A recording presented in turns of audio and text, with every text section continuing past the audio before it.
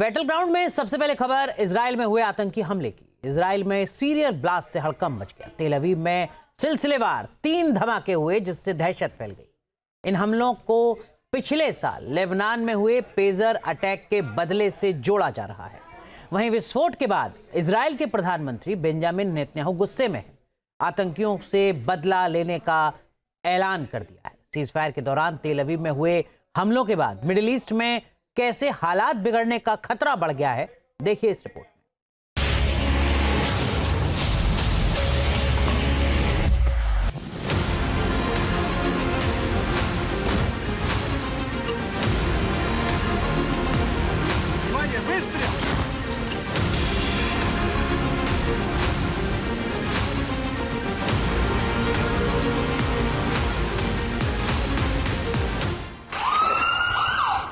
Serial blast से दहला Israel.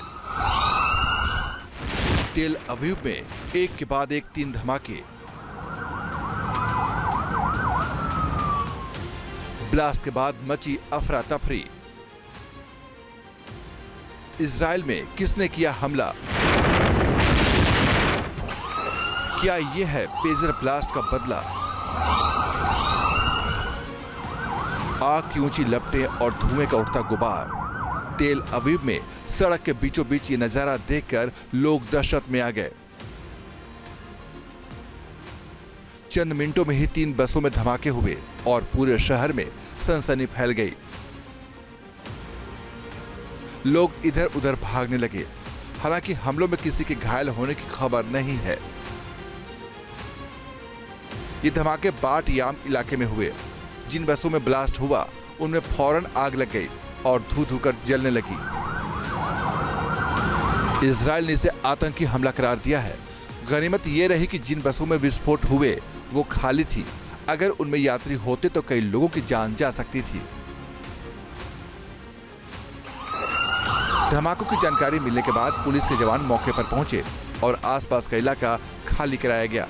साथ ही लोगों से शांति बरतने की अपील की गई। सिलसिलेवार 3 धमाकों के बाद पूरे शहर में अलर्ट जारी कर दिया गया। एहतियात के तौर पर सभी बसों और लाइट ट्रेन सेवाओं को रोकने का आदेश जारी किया गया ताकि विस्फोटक डिवाइसों की जांच की जा सके।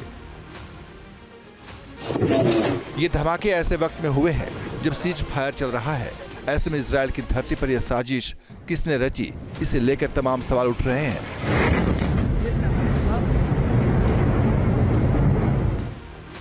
पुलिस ने जो विस्फोटक डिवाइस बरामद किए उनमें टाइमर लगे थे। कुछ रिपोर्ट्स में दावा किया गया है कि इन डिवाइस पर धमकी भरा संदेश लिखा गया था। माना जा रहा है कि ये इजराइल के पेजर अटैक का बदला है। हालांकि पुख्ता तौर पर कुछ भी साफ नहीं है, लेकिन सीज फायर के दौरान हुए धमाकों के बाद कई सवाल खड़े हो रहे हैं।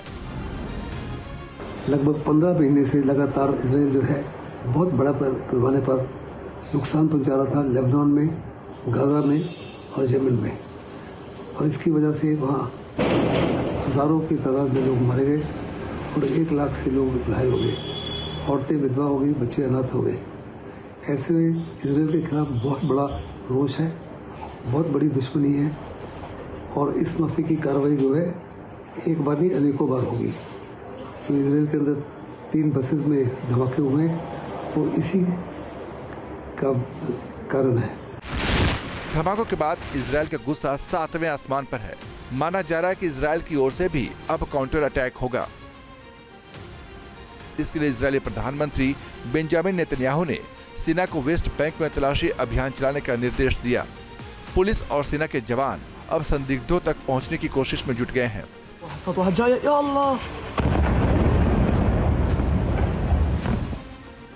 इजरायल के रक्षा मंत्री कार्ट्ज ने साफ किया है कि धमाकों के जिम्मेदार लोगों को भारी कीमत चुकानी पड़ेगी। रक्षा मंत्री ने कहा कि आतंकवादियों का लगातार पीछा करेंगे और आतंकी ढांचे को तबाह करेंगे। 5 लोकेशन से अपनी फोर्सेस को विड्रॉ करने से मना कर रहे हैं। ऐसे में इसके ऊपर सीज फायर के ऊपर कोई फर्क नहीं पड़ने वाला। मिडिल ईस्ट जो है काफी कष्ट में है, लेकिन उसके बावजूद सीज फायर कायम रहेगी। इस माफी के छुट हमले तो होते रहेंगे। इसमें किसी प्रकार का कोई शक नहीं होना चाहिए, ना इजराइल को, ना ही अमेरिका को, ना ही मिडिल ईस्ट के किसी कंट्रीज को, और ना ही गाजा के लोगों को या लेबनान के लोगों को। तेल अवीव में हुए धमाकों और इजरायल की चेतावनी के बाद मिडिल ईस्ट में शांति बहाली की उम्मीदों को करारा झटका लगने के आसार हैं। इजरायल अब बदला लेगा तो हालात कितने बिगड़ेंगे, इसे लेकर तरह तरह की अटकलें लगाई जाने लगी हैं।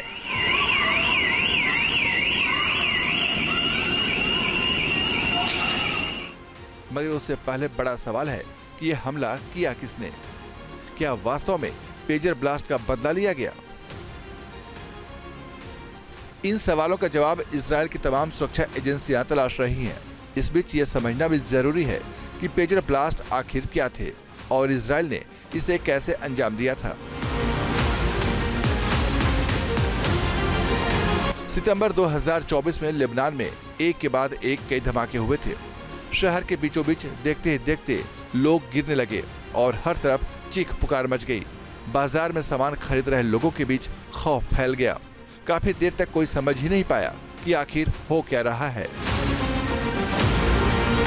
हिजबुल्लाह के लड़ाके एक के बाद एक जख्मी होकर जमीन पर गिरने लगे।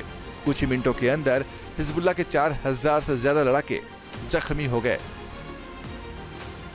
पेजर ब्लास्ट का ऐसा खौफनाक मंजर पहले किसी ने नहीं देखा था, इसीलिए शुरुआत में किसी को भी अंदाजा नहीं हुआ। जब बड़ी संख्या में लोग घायल हुए तो हिजबुल्लाह अंदर से हिल गया। हिजबुल्लाह के लड़ाके आपस में बातचीत के लिए पेजर का ही इस्तेमाल करते रहे हैं, इसलिए कम्युनिकेशन सिस्टम को ही इजरायल ने हिजबुल्लाह के लिए काल बना दिया। मोसाद ने पेजर ब्लास्ट की खास रणनीति बनाई और उसे अंजाम तक पहुंचा दिया। पेजर ब्लास्ट की चपेट में आने से हिजबुल्लाह के 500 लड़ाकों की आंखों की रोशनी चली गई थी। ब्लास्ट के समय जिन लड़ाकों ने हाथों में पेजर ले रखा था, उनको सबसे ज्यादा नुकसान हुआ।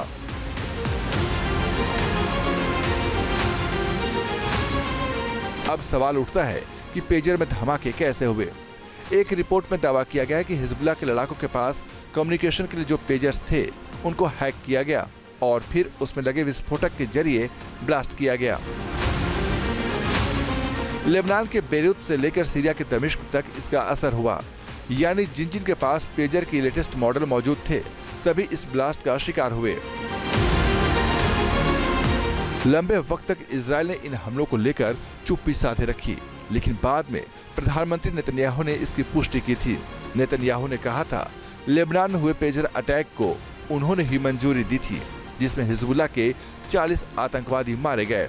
इन धमाकों के बाद इजरायल ने हिजबुल्लाह चीफ हसन नसरल्लाह समेत तमाम टॉप कमांडर्स को ढेर कर दिया था, जिससे हिजबुल्लाह घुटनों पर आ गया और फिर सीज फायर भी हो गया। मगर इजरायल में हुए ताजा धमाकों के बाद मिडिल ईस्ट में एक बार फिर हालात बिगड़ने की आशंका बढ़ गई है। इजरायल बदला लेने के लिए बेताब है। अब सवाल यही है कि इस बार इजरायल के गुस्से का शिकार कौन होगा। Team news nation. News nation अब व्हाट्सएप पर खबरों के ताजा अपडेट के लिए न्यूज़ नेशन के इस QR कोड को स्कैन करें।